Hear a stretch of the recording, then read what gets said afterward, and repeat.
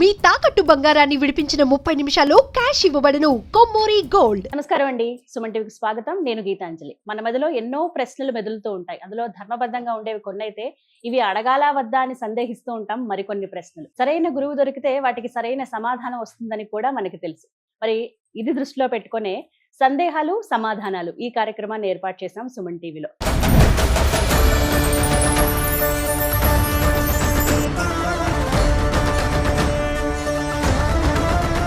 మరి ఇవాల్టి కార్యక్రమంలో మన సందేహాలను నివృత్తి చేసేందుకు ప్రస్తుతం మన ముందున్నారు శ్రీ శ్రీ శ్రీ ఆనంద శివకామేశ్వరి సన్నిధానం పీఠాధిపతులు, అమ్మవారి ఉపాసకులు. వారిని చూడగానే అమ్మ గుర్తొస్తుంది. ఇక నేను ప్రత్యేకంగా చెప్పక్కర్లేదు, వారే శ్రీ శ్రీ శివకామేశ్వరి ఆనందమయ్య అమ్మ. అమ్మకు ముందుగా స్వాగతం పలుకుదాం. అమ్మ నమస్కారం. శ్రీమాత్రే నమః తల్లి. చాలా సంతోషం సుమన్ టీవీకి ఇచ్చేసినందుకు. అలాగే ఎప్పుడు నేను మిమ్మల్ని ప్రశ్నలు అడుగుతూ ఉంటారు. అవును. చాలా మందికి ఆసక్తి నేరుగా మిమ్మల్ని ప్రశ్నలు అడగాలని. అందుకనే ఇవాళ మీ శిష్య బృందాన్నే తీసుకుని వచ్చాము. అలాగే కొంతమంది మాకు తెలిసిన వాళ్ళు, ఇలా అందరూ కలిపి వాళ్ళ ప్రత్యక్షంగా మిమ్మల్ని ప్రశ్నలు అడగడానికి వచ్చారమ్మా. మీ అందరికి కూడా స్వాగతం అండి. ధన్యవాదాలు సుమన్ టీవీకి ఇచ్చేసినందుకు. అలాగే ఇప్పుడు ఉన్నటువంటి వీరితోటి మరి ప్రశ్నలు తప్పకుండా మా సందేహాలు మొదలవబోతున్నాయి. ముందుగా ఎవరు అడుగుతారు? అమ్మ శ్రీమాత్రే నమః అమ్మ. నా పేరు శ్రీదేవి సురంపూడి. నేను వెస్ట్ వెంకటాపురం నుంచి వచ్చాను. చాలా భక్తులు మన అందరం ఏం చేస్తామంటే, ఏ గుడికి వెళ్ళినా మొక్కులు బాగా మొక్కుకుంటూ ఉంటాము. అవి నెరవేరుతాయని ఆశపడుతూ ఉంటాము.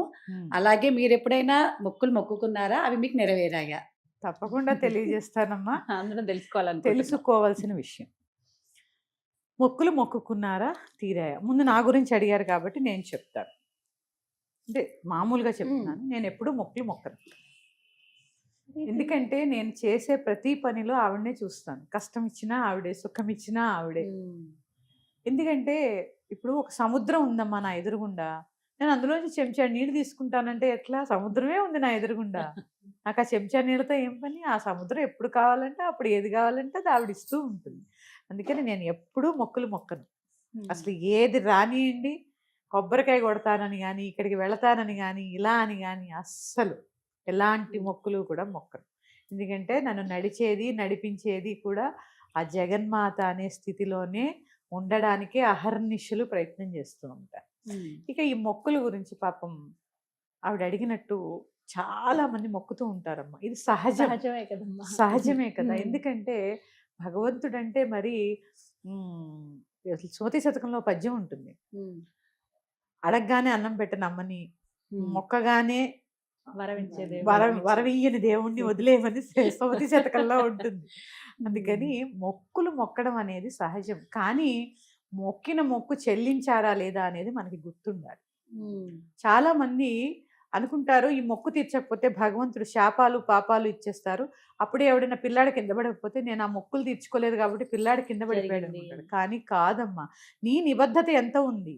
భగవంతుడు ఏం చేయడు. ఎందుకంటే ఈ శిక్షించడాలు ఇవన్నీ దాటేశాక ఆయన భగవంతుడు అయ్యాడు. అసలు అమ్మవారు ఎక్కడ చూసినా చూడండి కాళికా స్వరూపంలో ఉంది, ఉగ్రదేవత అంటూ ఉంది. ఆవిడ అహర్నిశలు బండాసురులు లాంటి రాక్షసులను సంహరించడానికి శుంభనిశుంభుల్ని, మహిషాసురుల్ని ఎంతమంది ఉన్నారమ్మా? ఇవందరూ ఎక్కడున్నారంటే నా లోపల ఉన్నారు. వీళ్ళని శుభ్రం చేయడంలోనే ఉంది కాబట్టి ఆవిడ మహిషాసుర మర్దనిగా, చెండిగా దర్శనమిస్తుంది. కానీ ఆవిడ ఆనంద స్వరూపిణి. ఎందుకు? మనలో సచ్చిదానందం కలగజేయడానికి ఆ రాక్షసుల్ని సంహరిస్తూ ఉంటుంది కాబట్టి ఆవిడ ఉగ్రదేవత కాదు, శాంత స్వరూపిణి. ఇదంతా మన భావన. ఇక మొక్కులు అంటారా? చెప్తున్నాను కదా, నీ భావన. ఇది చేయకపోతే దేవుడు కొడతాడా? దేవుడు ఏం కొట్టాడు. కానీ నీకు నిబద్ధత ఉండాలి. భగవంతుడికి ఇది చెల్లిస్తాను అని నువ్వు చెప్పినప్పుడు నువ్వు ఖచ్చితంగా ఒక చోట రాసి పెట్టుకోవాలి. అందుకే మొక్కద్దు, మొక్కితే మాత్రం రాసి పెట్టుకోండి. ఎందుకంటే కొంతమంది అమ్మ కనపండి దేవుడి కల్లా రాయికి, చెట్టుకి, పుట్టకి మొక్కేస్తూ ఉంటారు. ఇవి తీర్చరు. ఎందుకంటే శబ్దం చాలా చాలా పవర్ఫుల్. ఒకసారి ప్రకృతిలోకి వదిలేసి అది రికార్డ్ అయిపోతుంది. అది రికార్డ్ అయిపోయి ఏం చేస్తూ ఉంటుంది? అస్తమానం గుర్తు చేస్తూ ఉంటుంది. నీ నిబద్ధత కావాలి. అందుకని ఎక్కువ మొక్కులు మొక్కకండి. ఆ మొక్కిన మొక్కు చక్కగా ఒక పుస్తకంలో రాసుకుని మీకు నెరవేరుతాయమ్మా మొక్కులు. ఇప్పుడు వెంకటేశ్వర స్వామి మొక్కులు కానీ, దుర్గమ్మ దగ్గరికి వెళుతూ ఉంటారు, తీరుతాయి, తీరుస్తుంది. ఇప్పుడు నేను అదే చెప్పాను, లలితా సహస్రనామం చదివినప్పుడు నువ్వు ఏది అడిగితే ఆవిడ ఇస్తోంది.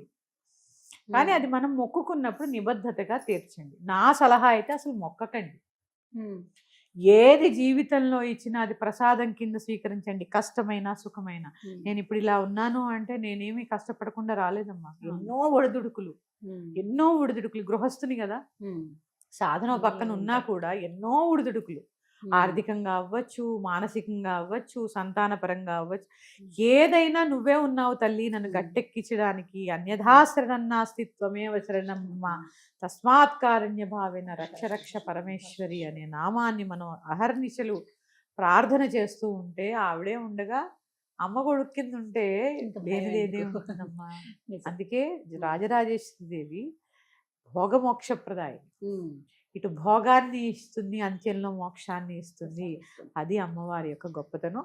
నా సలహా అయితే మొక్కులు మొక్కకండి, కానీ మొక్కుకుంటే నిబద్ధతగా తీర్చండి. కష్టాన్ని ఇచ్చినా అది భరించే శక్తిని ఇవ్వమని అడగాల. ఎందుకంటే అది కరెక్ట్ అమ్మా. ఇప్పుడు దేవాలయాలకు వెళ్ళినప్పుడు మా అబ్బాయి పాస్ అవ్వాలి, మా అబ్బాయికి ఉద్యోగం రావాలి, లేకపోతే మాకు సంతానం కలగాలి, పెళ్ళవ్వాలి, ఇది కాదు. నువ్వు జీవితంలో ఏది ఇచ్చినా తట్టుకునే శక్తి నువ్వు.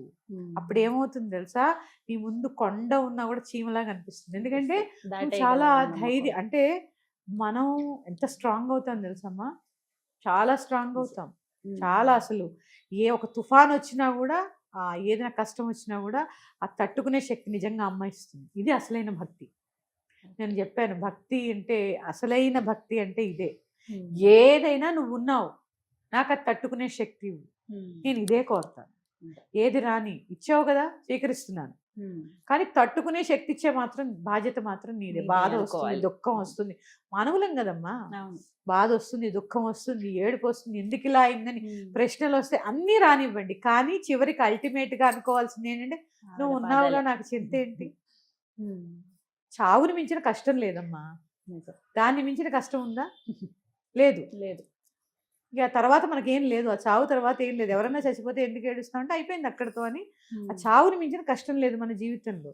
మరి అది అంతా దాన్ని పెట్టుకుని చిన్న చిన్న వాడికి భయపడితే ఎట్లా? అందుకని ఇంకొకటి, మాతృమూర్తులందరూ చాలా సెన్సిటివ్గా ఉంటారు.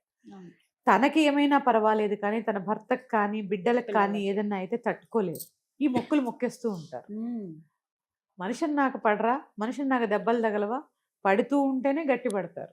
చంటి పిల్లలు ఉయ్యాల్లోంచి పడిపోతూ ఉంటారు. బుర్ర గట్టి, పెద్దవాళ్ళు ఏమంటారు, బుర్ర గట్టి పడుతుంది అంటారు. అలాగా పడితేనే కదమ్మా లేచి దులుపుకొని మళ్ళీ ఎలా నడవాలో తెలిసేది. ఒక పదార్థం ఉంది, వాడికి పడలేదు, జ్వరం వచ్చింది, లేకపోతే వాంతులు అయ్యాయి, రాని వాడి పడంది తిన్నాడు అక్కడ, మళ్ళీ అది పెట్టడం తప్పునిది. వాడికి పడదు అని తెలిసి పెట్టడం తప్పెవరిది? తల్లిది. అంటే గారం చేసి అడగొడుతున్నావు అని అర్థం. అందుకని పడాలి, లేవాలి, కష్టం విలువ తెలుసుకోవాలి. అన్నీ చేస్తే ఏ మొక్కులు అవసరంలే, ఏం అవసరంలే. చక్కగా తెలియజేస్తాను. శ్రీమాత్రే నమః అమ్మ. శ్రీమాత్రే. నా పేరు ఉష, నేను హైదరాబాద్ నుంచి వచ్చాను. అమ్మ చెప్పండి. ఇప్పుడు మీరు చెప్పారు ఉపాసన, సాధారణ పూజ అని. ఆ రెండిటికి ఉన్న తేడాలు వివరించండి అమ్మా. అమ్మ చాలా పెద్ద ప్రశ్న అడిగారు, చిన్నగా ఉంది అని చాలా పెద్ద ప్రశ్న. చెప్పే ప్రయత్నం చేస్తానమ్మా. ఉపాసన, పూజ. అసలు ప్రాథమికంగా ప్రతి మనిషి పూజ నుంచి ఉపాసనకే వెళ్ళాలి. అది మనిషిగా పుట్టినందుకు మన కర్తవ్యం. ఖచ్చితంగా ప్రతి ఒక్కరూ పూజ నుంచి ఉపాసనలోకి రావాలి. ఎందుకు అంటే పూజ చేస్తూ ఉన్నప్పుడు మనం ఒక విగ్రహాన్నో, ఒక దేవతనో, ఒక మూర్తినో అర్చిస్తూ ఉంటాం. దానికి ప్రతిరోజు షోడశోపచారాలు, పంచోపచారాలు చేస్తూ ఉంటాం. అవి ఎందుకు చేస్తున్నాము అని తెలిసిన రోజున ఉపాసనలోకి వెళ్తాం. కానీ ఏం చేస్తాం, తెల్లారిపోయింది దేవుడి దీపం పెట్టాలి, తెల్లారిపోయింది దేవుడి దీపం పెట్టాలి, తెల్లారిపోయింది దేవుడి దీపం పెట్టాలి, ఇదే ప్రశ్న ఉంటుంది. మార్తాండ భైరవారాధ్య మంత్రిని న్యస్తరాజ్యదు. అమ్మవారి ధ్యాన శ్లోకాల్లో ఆఖరి శ్లోకంలో ఏముంటుంది తెలుసా? సకుంకుమ విలేపనామళిక చుంబి కస్తూరికాం సమందహసితేక్షణాం సశర చాప పాశాంకుశాం అశేష జనమోహినీం అరుణమాల్య భూషోజ్వలాం. సూర్యుడి యొక్క మండలాలని దండ కింద ధరించిన ఆవిడికి నువ్వు దీపం పెడితే ఎంత, పెట్టకపోతే ఎంత. ఆకాశంలో ఆ సూర్య మండలంలోనే ద్వాదశాదిత్య మండలాలనే తన మకుటంలో అమర్చుకుంది. అందుకే అమ్మవారి మకుటానికి 12 రాళ్ళు, ముఖ్యమైన రాళ్ళు ఉంటాయి, ద్వాదశాదిత్యులు. ఆ ద్వాదశాదిత్య మండలాలనే ఆవిడలో ఉంటే నువ్వు దీపం పెడితే ఎంత పెట్టవు. దీపం అనేది నీకు, ఇది తెలుసుకోవడమే ఉపాసన. పూజ ప్రాథమికం. ఎప్పుడు పుట్టిన తర్వాత పిల్లల్ని స్కూల్లో వేస్తామమ్మా, ఎప్పుడు ఎల్కేజీలోనే ఉంటామా? ఏమంటారు, ఒక్కొక్క తరగతి పెరుగుతుంది. వాడికి మార్కులు తక్కువ వస్తేనే మనం వీపు చెట్లు కొట్టేస్తూ ఉంటాం. 80% ఎందుకు రాలే, 90% ఎందుకు రాలే, ఇదెందుకు వచ్చే, అదెందుకు ఫెయిల్ అయ్యావని తన్నుతూ ఉంటామే. మరి నువ్వు ఎప్పుడు కూడా అదే ఎల్కేజీలో పుట్టిన దగ్గర నుంచి ఉంటావు. పొద్దున్నే లేవాలి, దీపం పెట్టాలి, కొబ్బరికాయ కొట్టాలి, నైవేద్యం పెట్టాలి, 100 స్తోత్రాలు చదవాలి. ఇక్కడికే ఆగిపోతామా?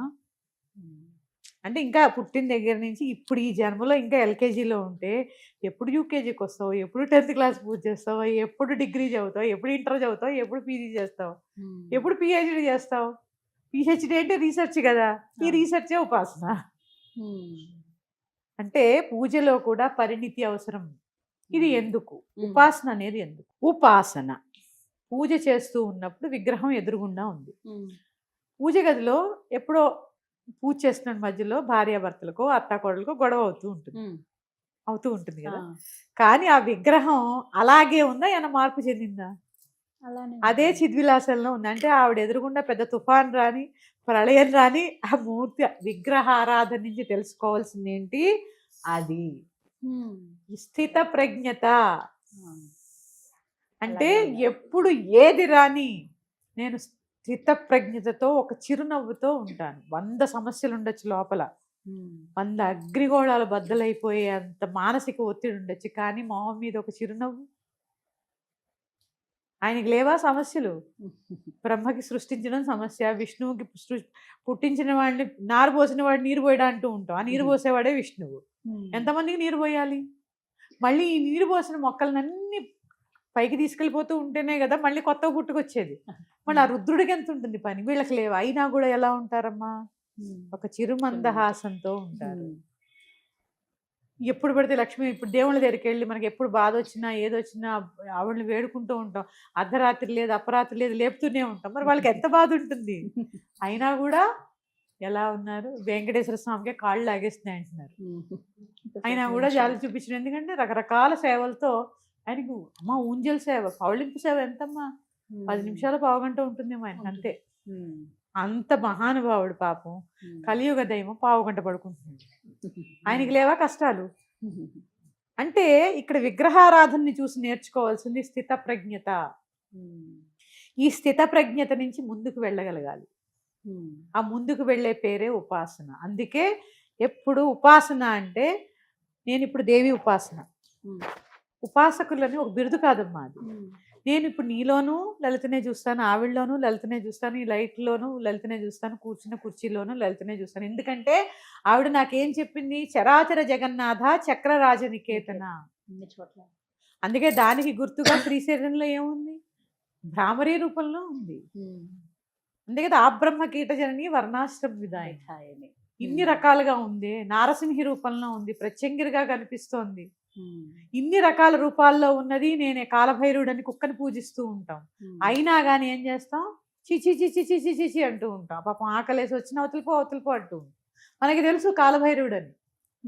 ఏం పోయిందో బిస్కెట్టో ఒక బ్రెడ్డో వేస్తే కరుస్తాయని భయమే, అదంతా పక్క పెట్టండి. కానీ ముందు మన ఆలోచన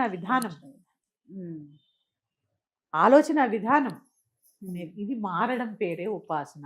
ఏమీ లేదమ్మా. ఉపాసన అంటే ఒక రాయిలా ఉన్న నిన్ను నువ్వే ఒక శిల్పంలా చెక్కుకోవడం అనే పద్ధతి పేరే ఉపాసన. ఉపాసన అంటే పూజలు, క్రతువులు, యాగాలు, వీటితో పాటు ఒక రాయి లాంటి నిన్ను, ఒక బండ రాయివి నువ్వు. నీలో చలనం లేదు, జడత్వం, జడ పదార్థానివి, ఒక బండాసురుడివి నువ్వు. కానీ నిన్ను చైతన్యం అనే ప్రవాహంలో తీసుకొచ్చి నిన్ను నువ్వు ఒక శిల్పంలా మార్చుకునే ప్రక్రియ పేరే ఉపాసన.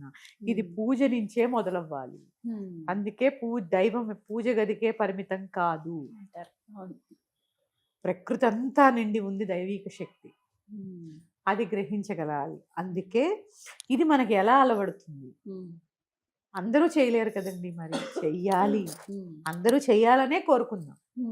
అంటే వాటికి ఏమైనా నియమాలేమో అని భయపడుతూ ఉంటారమ్మా. ఇప్పుడు అదే చెప్తున్నానమ్మా. భయంలో భక్తి, భయం 2 కత్తులు.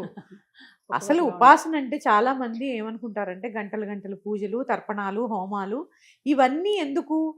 ఉలి దెబ్బలు తగులుతూ ఉంటేనే కదమ్మా శిల్పం తయారయ్యేది. నీకు నువ్వు ప్రకృతి ద్వారా, నేచర్, అగ్ని, నీరు, వీటి ద్వారా శుద్ధి అవుతున్నావు. నువ్వు చేసిన పాపాలు నీటి ద్వారా, అగ్ని ద్వారా శుద్ధి చేసుకుంటున్నావు. హోమం ఎందుకు? అగ్నికి దేన్నైనా దహించే శక్తి ఉంది. ఇవన్నీ ఉపాసనలో భాగాలు. నిన్ను శుద్ధి చేసుకునే క్రియలు. ప్రతి ఒక్కళ్ళు ఉపాసనలో ఉండాలనే కోరుకుందాం. అలా ఉండలేని వాళ్ళు కూడా ఏం భయపడకండి. కానీ పూజ నుంచి ఏం తెలుసుకోవాలో తెలుసుకోండి. అలా తెలుసుకోవాలనే ఆలోచన వచ్చిన ప్రతి ఒక్కళ్ళకి ఉపాసన అనేది మనం చెప్పక్కర్లా, భగవంతుడే తీసుకెళ్ళిపోతాడు. ఒక్కసారి ఆవిడ వైపు అమ్మా అని చేతులు చాపితే చాలు, గుండెలకి హత్తుకుంటుంది ఆవిడ. ఆ హత్తుకునే వరకు మాత్రం చూస్తుంది, అమ్మా అని పిలిచే వరకు మాత్రం చూస్తుంది. చూసిన తర్వాత ఒక్కసారి నా బిడ్డ పిలిచాడు అని చకచకా లేచి ఎత్తుకుంటుందమ్మా. అదే ఉపాసన. ఇది ఉన్న వ్యత్యాసం. ఎన్నో సందేహాలు ఇలా ఉండనే ఉంటాయి, అడుగుతున్న కొద్దీ వస్తూనే ఉంటాయి. కానీ ఇది చాలా విలువైన సమయం మాకు కేటాయించారు. అలాగే ఇంకా చాలా మంది అడిగేందుకు సిద్ధంగా ఉన్నారు. మరొకసారి మళ్ళీ కార్యక్రమాన్ని అయితే ఏర్పాటు చేస్తాను, అప్పుడు కూడా మీ సమయం ఇవ్వాల్సిందిగా తప్పకుండా అమ్మా. ఈ కార్యక్రమంలో మీరందరూ కూడా భాగస్థులైనందుకు ధన్యవాదాలండి. ఇంత దూరం నుంచి వచ్చారు. ప్రతి ఒక్క ప్రశ్న ఇది అందరికీ ఉండే సందేహాలే, వీటికి అంతం అనేది ఉండదు ఖచ్చితంగా.